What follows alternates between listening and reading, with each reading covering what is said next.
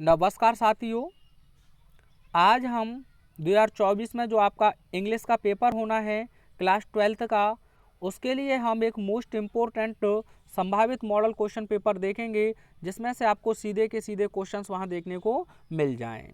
तो दोस्तों, पेपर का इंटरफेस यानी कि प्रारूप आपको कुछ इसी प्रकार का दिखाई देगा, जिसमें आपको सबसे पहले अपना अनुक्रमांक यानी कि रोल नंबर फिलअप करना है।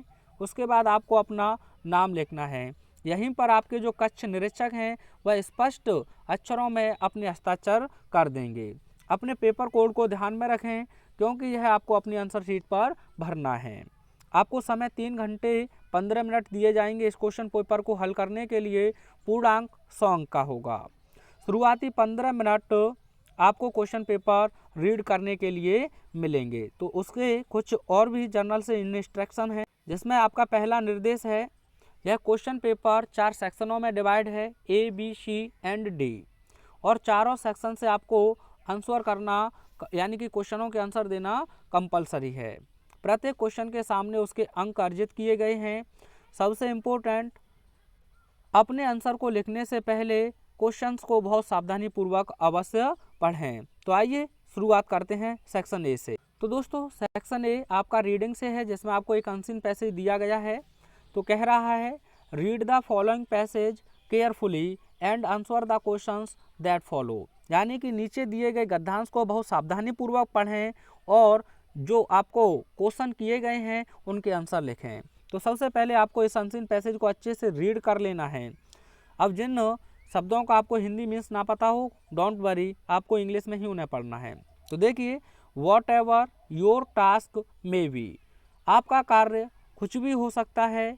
Concentrate your whole mind upon it, concentrate केंद्रित कीजिए, योर होल माइंड अपने संपूर्ण मस्तिष्क को, अपॉन इट यानी इस कार्य के ऊपर। Throw into it all the energy, यानी कि अपनी पूरी ऊर्जा को इसमें फेंक दीजिए यानी कि लगा दीजिए। ऑफ विच, जिस ऊर्जा के यू आर कैपेबल, आप योग्य हैं। The faultless completion of small task, यानी कि बिना गलती के छोटे छोटे कार्यों को पूरा करना। लीड्स, आगे बढ़ाता है। इनवेटिवली, यानी कि अनिवार्य रूप से, टू लार्जर टास्क, बड़े बड़े कार्यों की ओर। सी टू इट, इस बात को ध्यान में रखें। दैट यू राइज, आप आगे बढ़ें। वाई स्टडी, यानी कि दृढ़ता के साथ। क्लाइंबिंग, चढ़ते हुए या निरंतर चढ़ाई के साथ या निरंतर दृढ़ संकल्प के साथ धीरे धीरे आप आगे बढ़ें।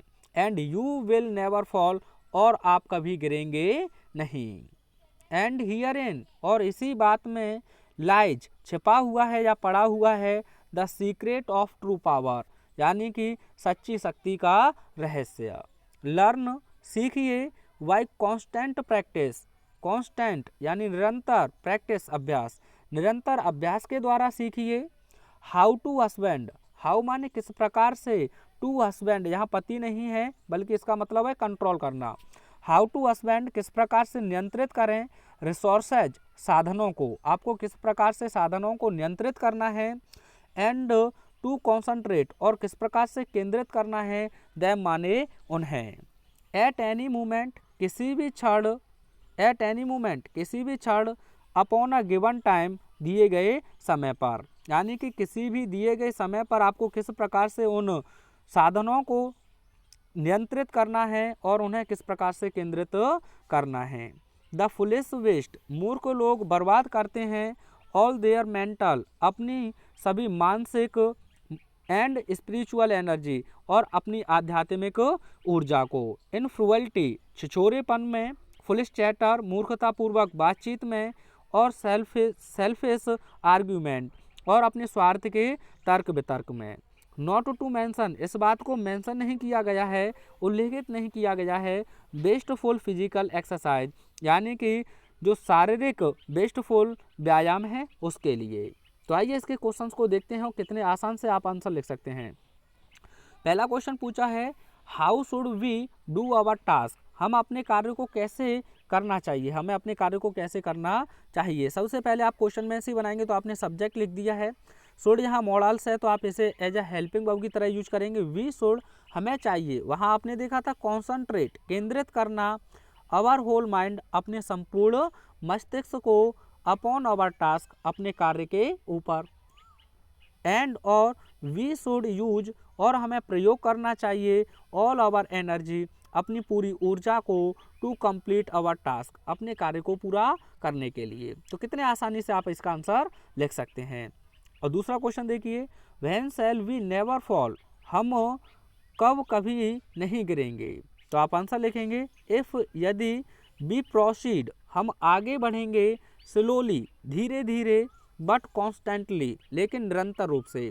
यदि हम धीरे धीरे लेकिन निरंतर रूप से आगे बढ़ेंगे तो वी शैल नेवर फॉल, तो हम कभी नीचे गिरेंगे नहीं। कितना आसान है। अगला क्वेश्चन पूछ रहा है, wherein lies the secret of true power, यानी कि सच्ची शक्ति का रहस्य किसमें पड़ा हुआ है। तो आप आंसर लिखेंगे the secret of true power lies to learn by constant practice, यानी सच्ची शक्ति का रहस्य निरंतर रूप से अभ्यास करके सीखने में पड़ा हुआ है। And how to control our resources, और अपने अपने जो स्रोत हैं उन्हें किस प्रकार से नियंत्रित करने में पड़ा हुआ है। एंड कॉन्सनट्रेट दैम, और उन्हें कॉन्सनट्रेट केंद्रित करने में पड़ा हुआ है। एट एनी मूवमेंट किसी भी क्षण, अपॉन द पॉइंट दिए गए, यानी कि गिवन अपॉन द पॉइंट दिए गए बिंदु पर। अगला क्वेश्चन है, how do the foolish waste their energy, यानी कि किस प्रकार से मूर्ख लोग अपनी ऊर्जा को बर्बाद करते हैं। तो आप आंसर लिखेंगे the foolish waste all their mental and spiritual energy in frivolity, foolish chatter and selfish arguments. तो कितना आसान है। और देखिए, which word in the passage is the opposite of falls, falls का आपसे एंटोनियम्स पूछा है, तो आप जानते हैं क्या होता है दोस्तों, ट्रू, आपने देखा था वहाँ। तो the word true in the passage is the opposite of false. अगला क्वेश्चन पूछा है, what is meant by concentrate, concentrate का मतलब क्या है। तो आप लिखेंगे टू कॉन्सनट्रेट मीन्स, यानी कॉन्सनट्रेट का मतलब है to pay all our attention to our purpose, हमें अपने उद्देश्य के प्रति अपने ध्यान को लगाना है। Given the antonym of foolish, police का आप जानते हैं मूर्ख होता है तो वाइज हो जाएगा। चलिए सेक्शन बी को देखते हैं। इसमें जो सेक्शन बी में आपसे कह रहा है, right an article on any one of the following topics in about 100 या 150 वर्ड्स, जिसके लिए आपको 10 अंक मिलेंगे। तो 3 क्वेश्चन आपसे पूछे हैं, importance of games and sports, steps of making cities clean, या योर एम इन लाइफ। तो 2 मोस्ट इंपॉर्टेंट हैं, इनमें से एक नीचे वाले को मैं आपको शो करा देता हूँ। देखिए, मोस्ट इम्पोर्टेंट आर्टिकल है your aim in life, your vision in life, your या माई प्लान्स फॉर फ्यूचर, इस प्रकार से यह पूछा गया है। तो आप इसे अपने आप से लिख लेंगे, केवल स्क्रीनशॉट ले लें, ज़्यादा मैंने बड़े सेंटेंसेज का यूज नहीं किया है। यहाँ एक तो गुफ लिख गया है जो गुड मीनिंग रहेगी आपकी, और यहाँ जो लिखा है समवन वांट्स हो जाएगा, तो 2 एक जगह मिसप्रिंट हो गया है, तो उसके लिए मैं आपसे रियली सॉरी, यानी कि मुझे बहुत अफसोस है इस चीज़ का। लेकिन दोस्तों टेक्निकल जो आपकी चीज़ें हैं तो इनके माध्यम से थोड़ा बहुत मिसप्रिंट हो जाता है। तो स्क्रीनशॉट ले लिया होगा दोस्तों, आगे देखते हैं। उसके बाद तीसरे क्वेश्चन में आपसे किसी एक को लेटर लिखने के लिए कहेगा। तो यहाँ 2 क्वेश्चन हैं, इसमें से मैं आपको एक पहला आर्टिकल लिखकर शो करा देता हूँ। देखिए, एडिटर के लिए आपको लेटर लिखना है तो कुछ फिक्स लाइन है। सबसे पहले आप अपना एड्रेस लिखें जो भेजने वाले का होता है, उसके बाद रिसीवर एड्रेस जो आपका एडिटर है, सब्जेक्ट आप लिख देंगे जहाँ दिया था आपको growing use of disposable wares, उसके बाद डियर सर, यह सैल्यूटेशन होता है। आप स्क्रीनशॉट ले लें, इतना तो अच्छे से आपको लिखना ही है। उसके बाद आपके लिए यह फिक्स लाइन रहेंगी, through the columns of your esteemed newspaper I would like to draw the kind attention of the concern authorities to the fact, यहाँ तक आपको शैम लिखना है। उसके बाद जो सब्जेक्ट है उसे आप जोड़ देंगे, 1-2 लाइन आपको जोड़ना आता हो तो अच्छा है, आगे उसमें जोड़ देंगे। उसके बाद नीचे कुछ लाइन आपको फिक्स रखनी है, जैसे यहाँ लिखा है I hope you will kindly publish my letter in your newspaper so that the authorities may realise our difficulties and take necessary steps in this matter, ये फिक्स रहेंगी। उसके बाद आपको यहाँ लिख देना है थैंकिंग यू योर्स फेथफुली। आइए आगे सेक्शन सी को मैं सॉल्व कराता हूँ आपको। तो देखिए, सेक्शन सी में आपको 4th क्वेश्चन के अंतर्गत 5 क्वेश्चन ऑब्जेक्टिव टाइप में देखने को मिलेंगे, जिनके आंसर आपको केवल अपनी आंसर शीट पे लिखने हैं। तो पहला वन वर्ड सब्स्टिट्यूशन से है, the country ruled by a king is called, यानी कि राजा के द्वारा किए जाने वाले शासन को आप क्या कहते हैं? एनार्की, यह तो वो होता है the absence of a government in a country, यानी कि एक राज्य में जो सरकार की अनुपस्थिति होती है उसे कहते हैं एनार्की। इंपॉर्टेंट है, 2018 में यह पूछा गया है, तो बोर्ड एग्जाम में आने के चांसेस रहेंगे, यानी अराजकता। डेमोक्रेसी आप जानते हैं लोकतंत्र होता है, a government of the people, by the people and for the people, यानी लोगों की एक ऐसी सरकार जो लोगों के द्वारा है और लोगों के लिए है, उसे कहते हैं आप डेमोक्रेसी। मोनार्क से बना है मोनार्की, तो आंसर आपका यही सही होगा। ऑटोक्रेसी, यह भी इम्पोर्टेंट वर्ड है, इसका मतलब होता है ऑटोक्रेसी एक ही व्यक्ति का शासन, जैसे कि a person who has unlimited power, यानी एक व्यक्ति जो अथाह शक्ति रखता है उसे कहते हैं ऑटोक्रेसी। यहाँ कह रहा है the phrase inching towards means, inching towards का मतलब क्या है? तो इसका मतलब होता है धीरे धीरे किसी एक दिशा में आगे बढ़ना। तो आपका आंसर हो जाएगा to move slowly in a direction. आइए आगे देखते हैं the synonyms of disaster. Disaster माने आप जानते हैं विपत्ति होता है, ब्रेव माने तो बहादुर होता है, तो इसके लिए सिनोनियम आप बोल्ड लिख सकते हैं, फियरलेस लिख सकते हैं, करेजियस लिख सकते हैं। फ्रैंक, फ्रैंक माने होता है सच्चा या निष्कपट, तो कैंडिड इसके लिए लिख सकते हैं, मोस्ट इंपोर्टेंट वर्ड है कैंडिड, निष्कपट या सच्चा। कालमिटी, यह आपका आंसर सही होगा, और क्या हो सकता है सर? एडवर्सिटी हो सकता है। नेफोरियस, इसका मतलब होता है कुख्यात, बुरे कार्यों के लिए जो जाना जाता है। अगला क्वेश्चन है one should do his duty, which word in this sentence is an error, इस वाक्य के किस वर्ड में एक गलती है? तो दोस्तों वन के साथ आपको पॉजिटिव एडजेक्टिव वन नहीं बल्कि वंस लिखना होता है जब यह जर्नल सेंस में हो। तो यहाँ किस वर्ड में गलती है? हिज में गलती है, तो आप आंसर में लिख देंगे his. The antonym of ample, अच्छा वर्ड है, एम्पल माने होता है पर्याप्त, क्या होता है? पर्याप्त। आप कह सकते हैं सिनोनियम से रूप में प्लेंटी, क्या कह सकते हैं दोस्तों? प्लेंटी। फर्टाइल, फर्टाइल माने होता है उपजाऊ, तो बरेन इसके लिए लिख सकते हैं आप, क्या लिख सकते हैं? वरेन, आने के चांसेस रहेंगे BARREN, ठीक है। मीगर, मीगर माने होता है अल्प, स्कैसिटी भी आप लिख सकते हैं, तो यह इसका एंटोनियम हो जाएगा। ब्लंट माने होता है भौंतरा, तो आप शार्प इसके लिए लिखेंगे। और करेजियस आपको दिया है, तो इसके लिए आप लिख देंगे टिमिड, यानी कि कायर, ठीक है। तो आई होप अच्छे से क्लियर हो रहे होंगे। अब यहाँ निर्देश के अनुसार किसी एक को आपको इनडायरेक्ट में चेंज करना है। तो पहला question, her mother said to her don't waste your time, तो दोस्तों एक इंपरेटिव सेंटेंस है, तो आप चाहें तो लिख सकते हैं हर मदर फॉरवर्ड, क्योंकि डू नॉट आया है तो आप फॉरवर्ड में बदल देंगे। डू नॉट को हटा देंगे, टू से जोड़ देंगे, टू वेस्ट योर को हर से चेंज करेंगे तो हर हो जाएगा हर टाइम। एडवाइड से भी आप बना सकते हैं हर मदर एडवाइड हर, लेकिन नॉट आगे आ जाएगा, फिर आप लिखेंगे to waste her time.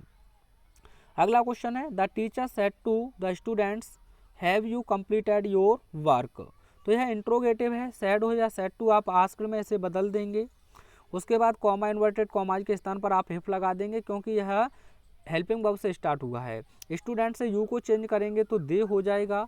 Has have का आप जानते हैं हैड हो जाएगा। कंप्लीटेड योर को चेंज करेंगे तो देयर हो जाएगा, और वर्क फुल स्टॉप। तो the teacher asked the students if they had completed their work. अगला question, combine any one of the following as directed, निर्देश के अनुसार किसी एक को बदलना है आपको। तो पहला क्वेश्चन है I can give you a dress, मैं आपको एक ड्रेस दे सकता हूँ। My mother gifted it to me, मेरी माँ ने इसे मुझे दिया है। कॉम्प्लेक्स सेंटेंस इसका बनाना है दोस्तों। तो देखिए ड्रेस अपने आप में एक नाउन है जो नॉन लिविंग है, तो ड्रेस के लिए आपको बिच से ही इसे जोड़ देना है। किससे जोड़ देना है? बिच से। लेकिन यहाँ ए नहीं बल्कि दा हो जाएगा, क्योंकि यह डेफिनेट हो चुका है। तो क्या हो जाएगा? I can give you the dress which my mother gifted it, आप काट जाएगा टू मी, यह कॉम्प्लेक्स हो गया। Compound, he did not go to Agra, his father did not go to Agra.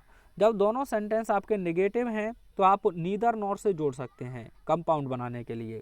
सबसे पहले आप लिखेंगे नीदर, अब दोनों सब्जेक्ट अलग अलग हैं तो आप सबसे पहले ही लिख लेंगे। उसके बाद हो जाएगा आपका नॉर, उसके बाद आप लिख देंगे हिज फादर, हिज फादर।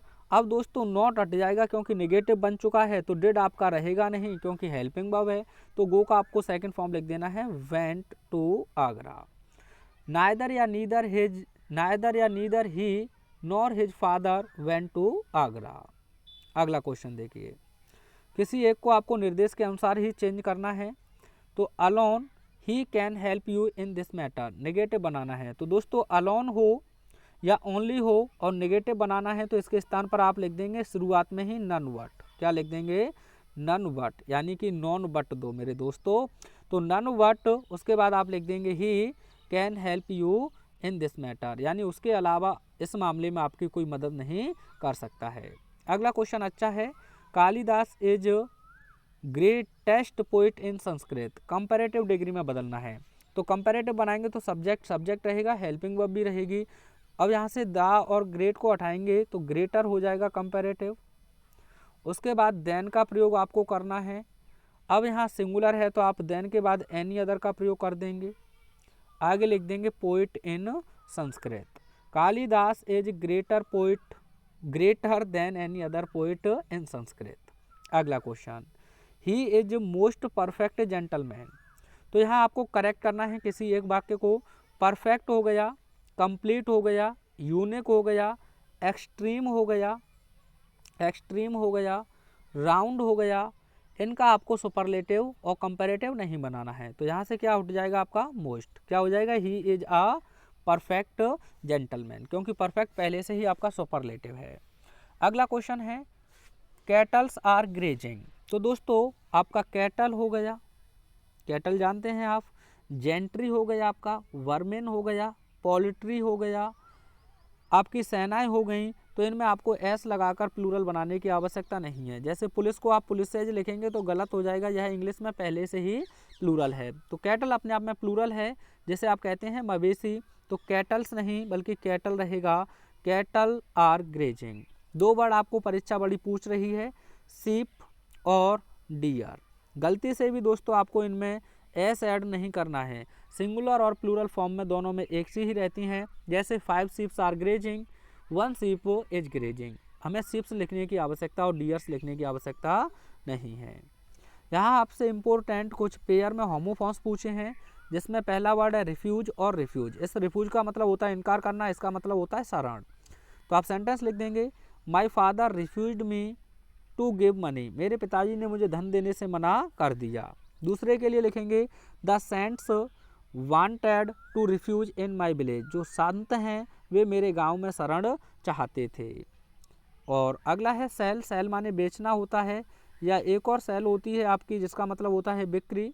और सेल माने कोशिका होती है, या रेडियो वगैरह में, या छैया में आपने सुना हो तो उसमें भी सेल डरता है, तो वह भी कह सकते हैं एक कोठरी भी होती है। तो किसी का भी सेंस लगाइए, कोई दिक्कत नहीं है। He is going to sell his house, वह अपने घर को बेचने जा रहा है। और human body is made up of the cells, और जो मनुष्य का शरीर है वह कोशिकाओं से बना हुआ है। हाँ, इन शब्दों को जरूर याद रखें, कैरियर और कैरियर। दोस्तों यहाँ से बहुत क्वेश्चन आपसे पूछा गया है, ठीक है। अगला क्वेश्चन, इसका हिंदी टू इंग्लिश ट्रांसलेशन मैं आपको नेक्स्ट वीडियो में कराऊंगा। उसके बाद सेक्शन डी, यहाँ आपको क्वेश्चन आंसर हैं, तो बहुत अच्छे क्वेश्चन आंसर को आप समझेंगे। पहला क्वेश्चन है, what did Gandhi ji do for the overall development of Champaran. Gandhi ji ने चंपारण के संपूर्ण विकास के लिए क्या किया? तो आप आंसर लिख सकते हैं, Gandhi ji arranged teachers to educate the people of Champaran. Gandhi ji ने चंपारण के लोगों को पढ़ाने के लिए या शिक्षित कराने के लिए अध्यापक व्यवस्थित किए। ही अरेंज्ड डॉक्टर्स, उन्होंने डॉक्टरों को व्यवस्थित किया। एंड मेडिसिन्स, और दवाओं को व्यवस्थित किया। टू इम्प्रूव हेल्थ कंडीशंस, यानी कि स्वास्थ्य की दशाओं को सुधारने के लिए। Schools and hospitals were opened, विद्यालय और अस्पताल खोले गए। He instructed Kasturba to talk to women about their dirty clothes and to teach them cleanliness, और उन्होंने जो कस्तूरबा थी उन्हें निर्देश दिए महिलाओं से बातचीत करने के लिए, उनके गंदे कपड़े और उन्हें साफ सफाई के बारे में जागरूक करने के लिए। थस इस प्रकार से he did a lot for the development of Champaran, इस प्रकार से उन्होंने चंपारण के लिए बहुत सी चीज़ों को किया। स्क्रीनशॉट ले सकते हैं, अच्छा क्वेश्चन है। Who was Mukesh and what was his ambition, Mukesh कौन था और उसकी महत्वाकांक्षा क्या थी? तो आप आंसर लिखेंगे, Mukesh was a son of bangle maker, Mukesh एक गरीब चूड़ी बनाने वाले का पुत्र था। And he belonged to Firozabad, वह फिरोजाबाद से संबंधित था। His ambition was to become a motor mechanic, और उसकी जो महत्वाकांक्षा थी वह एक मोटर मैकेनिक बनने की थी। अगला क्वेश्चन देखिए, ये इम्पोर्टेंट क्वेश्चन है। What did M Hamel say about the language and its importance. यहाँ इट्स ये मिसप्रिंट हो गया, ये रहेगा दोस्तों, ठीक है। अब क्यों रहेगा, इसका मतलब होता है पजेसिव एडजेक्टिव, उसका मतलब इट इज या इट वॉज निकलेगा, तो इसीलिए यानी एम हेमल ने भाषा के बारे में क्या कहा और इसके महत्व के बारे में। इस क्वेश्चन को ऐसे भी पूछा गया है, अबाउट द फ्रेंच लैंग्वेज आपको दे दिया है, क्या दे दिया है, फ्रेंच, तो दोनों का आंसर एक ही है।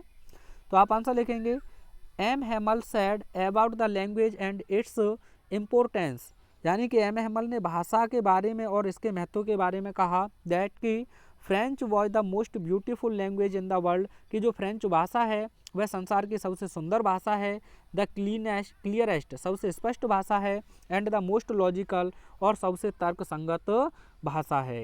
ही टोल्ड दैम, उन्होंने उनसे कहा, that they must guard their language among them, कि उन्हें अपनी भाषा को अपने बीच में अवश्य सुरक्षित रखना चाहिए। बिकॉज, क्योंकि वहना पीपल आर एंस्लेव्ड, जब एक राष्ट्र गुलाम हो जाता है, एज लॉन्ग एज, जब तक दे हेल्ड फास्ट देयर लैंग्वेज, जब तक उस देश के लोग अपनी भाषा से मजबूती से जुड़े रहते हैं, इट इज़, यह होता है, एज इफ, मानो they had the key to their prison, कि उनके पास उनकी जेल की चाबी हो।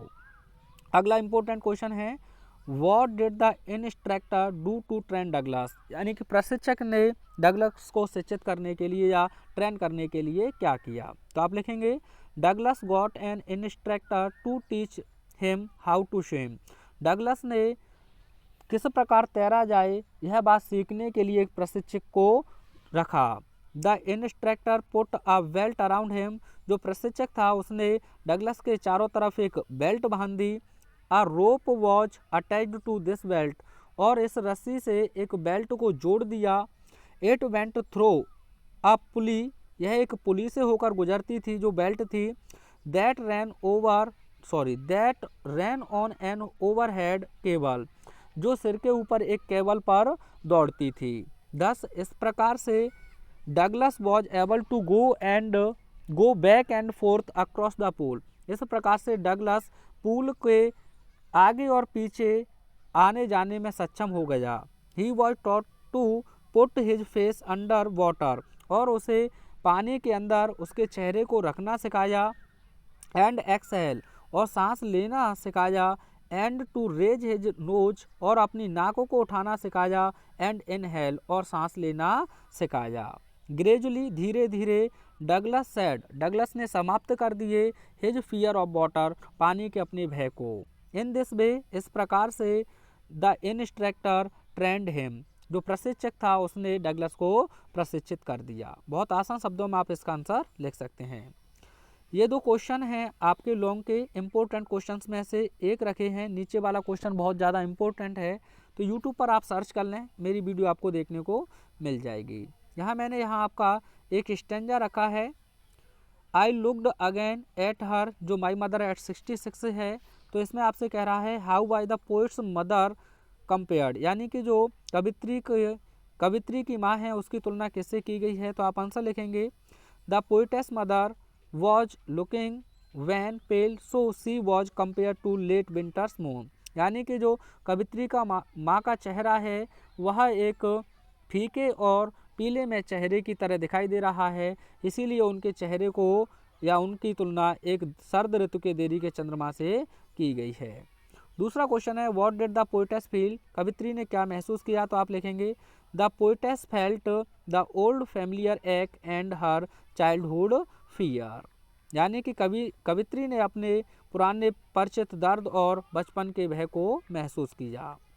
What did the poetess do at the time of farewell, कवित्री ने विदाई के समय क्या किया। तो आप आंसर लिखेंगे व्हाट डिड द पोइट, तो आप आंसर लिख देंगे the poet was sad from inside, यानी जो कवित्री थी वह अंदर से दुखी थी। व्हाट सी ओनली सैड, लेकिन उन्होंने केवल कहा that she would see her mother soon, कि वह अपनी माँ से बहुत जल्द मिलेंगी। उसके बाद आपके लिए यहाँ सेंट्रल आइडिया हैं, तीनों इंपॉर्टेंट हैं। My mother eight 66, keeping quiet, I think of beauty. तो देखिए तीनों को बहुत आसान शब्दों में आप लिख सकते हैं, यहाँ मैं आपको शो कर देता हूँ। सबसे पहले आप कीपिंग क्वाइट का सेंट्रल आइडिया का स्क्रीनशॉट ले सकते हैं। इससे सटीक और आसान शब्दों में आपको कहीं नहीं मिलेगा। ठीक है दोस्तों, और उसके बाद आ थिंग ऑफ ब्यूटी का भी स्क्रीनशॉट ले सकते हैं। काफ़ी मेहनत लगी है और इसका फ़ायदा आप लोगों को उठाना है और लास्ट में हमें बताना है। तो इन 3 सेंट्रल आइडिया को आप अच्छे से तैयार कर लेते हैं, वीडियो को पॉज करके स्क्रीनशॉट ले सकते हैं, तो आपका काम बन जाएगा। आइए उसके बाद देखते हैं सप्लीमेंट्री रीडर को। देखिए सप्लीमेंट्री रीडर से आपका फर्स्ट क्वेश्चन मैंने रखा है, how did doctor Sadao operate the white man. Doctor Sadao ने जो व्हाइट मैन था, श्वेत व्यक्ति था, उसे कैसे ऑपरेट किया। तो आप लिखेंगे doctor Sadao had to an operation to take bullet out of the body of American, चाहे तो आप जाइए लिख सकते हैं वार प्रिजनर, ठीक है, क्योंकि वह युद्ध कैदी था, तो ऐसा भी लिख सकते हैं, लेकिन वो अमेरिकन सैनिक था। डॉक्टर सदाऊ ने जो अमेरिकन सैनिक की बॉडी से, शरीर से उस गोली को बाहर निकालने के लिए एक ऑपरेशन करना पड़ा। The soldier was given anaesthetic, और जो सैनिक था उसे एनेस्थेटिक, यह एक अचेत करने वाली दवा होती है, बेहोशी की दवा आप कह सकते हैं। Doctor Sadao felt the tip of his instrument with some hard object. इसी दौरान डॉक्टर सदाऊ ने अपना जो यंत्र था उसकी टिप यानी कि चैंच को या नोक को किसी कठोर पदार्थ से टकराते हुए महसूस पाया। इट वॉज अ बुलेट, यह एक गोली थी। Then doctor Sadao took out the bullet with the cleanest possible manner, तभी डॉक्टर सदाऊ ने सबसे स्पष्ट संभावित तरीके से उस गोली को बाहर निकाला। इन द वे, इस तरीके से he operated the white man, उन्होंने उस सफ़ेद व्यक्ति का ऑपरेट किया।